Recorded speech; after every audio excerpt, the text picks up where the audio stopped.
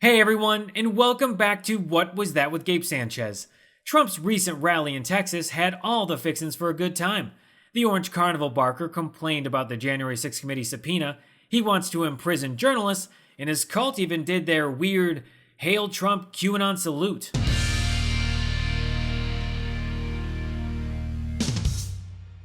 Alright, before I dig into Trump's traveling clown circus at the regional fairgrounds in Robstown, Texas, I want to take a moment to acknowledge the backup performers. First up, we have Trump's incompetent and racist attorney and Hope Hicks stand-in, Alina Habba. Hicks, by the way, just interviewed with the January 6th committee, which is not a great sign for Trump. Anyway, here's Alina Habba at the rally. That's why I'm here. We got to get out and vote so that we don't have a dual system of justice, as you know. And hi, guys over there. You're not allowed to be political in the courtroom.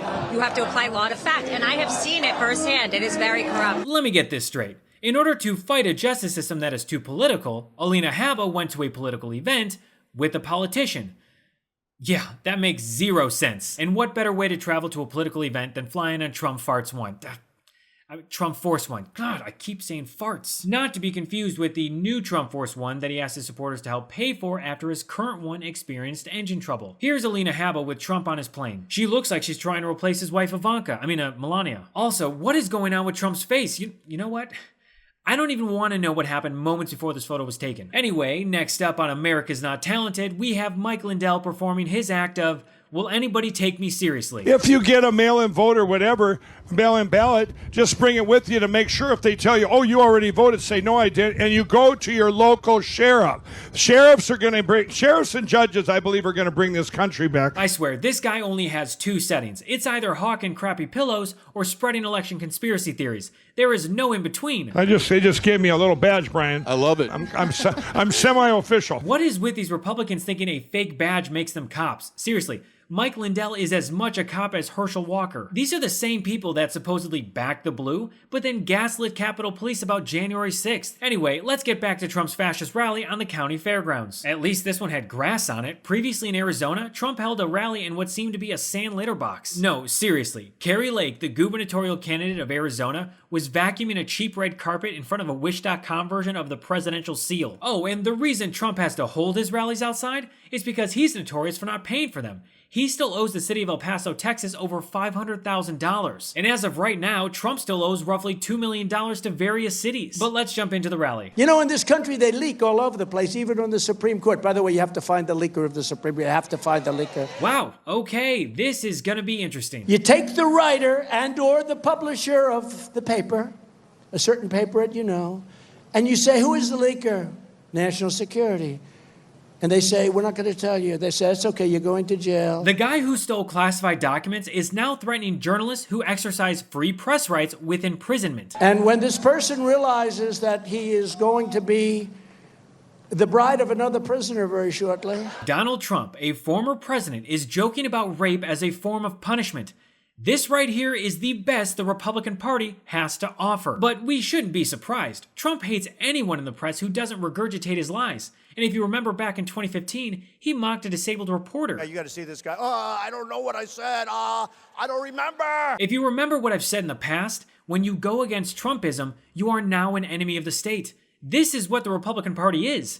Fascists. And speaking of journalism, Trump now claims he's going to sue the Pulitzer Organization over the Russia election interference coverage. So you have reporters from the Washington Post and New York Times that got Pulitzer Prizes, and they reported the exact wrong thing.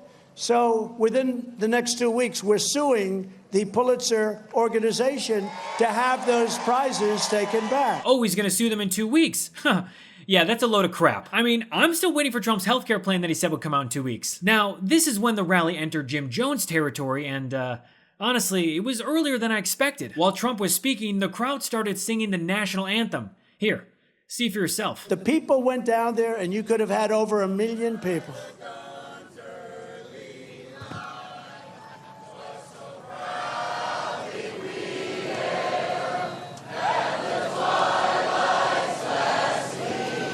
And Trump just stands there without saying anything because, well, he doesn't know the words.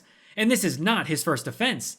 Trump, the great patriot that they claim that he is, has always seemed confused during the anthem, like this one time in 2018.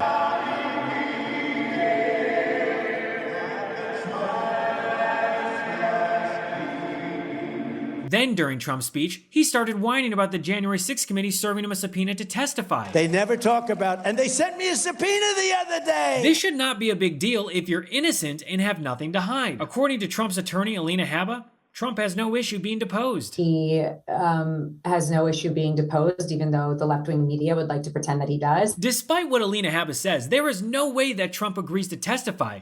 And if he does, he will absolutely plead the fifth. And that's because Trump tried to rig the 2020 election and overthrow the government on January 6th to remain in power. But back to the rally. These crooked people, and the only thing they don't they don't want to do, investigate. The only thing they don't want to do, they won't investigate, was the corruption that took place in that election, which was massive. If only there was a committee to, I don't know, investigate the January 6th insurrection and the events leading up to it after the election. I've covered this before in past episodes of this show, but I'll just say it again.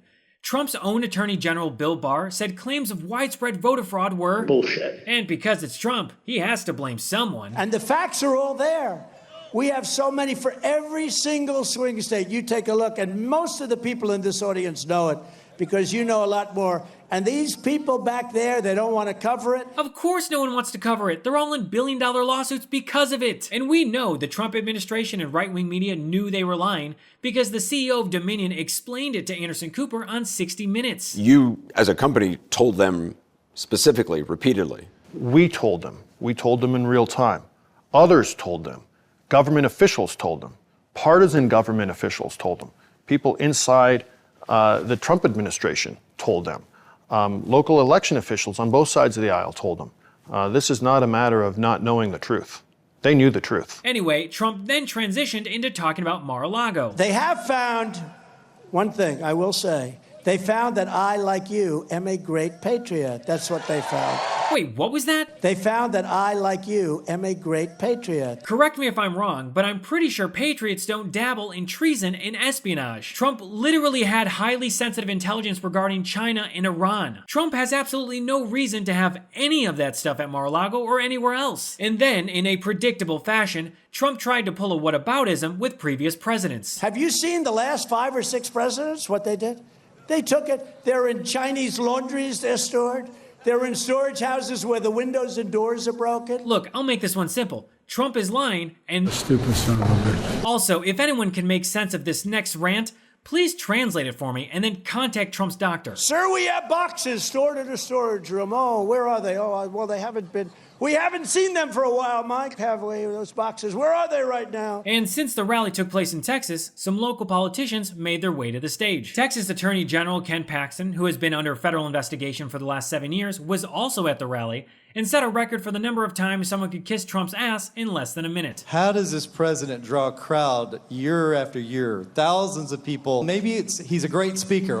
Is it because he's a great businessman? Maybe it's because you're a great golfer. He's done more for the American people than any president in our lifetime. Ken Paxton knows that Trump is not the president, right? Like, he understands that Trump just can't give him a pardon for what he's being investigated for. And then, like clockwork, Trump spoke over the infamous QAnon theme song for nearly 10 minutes.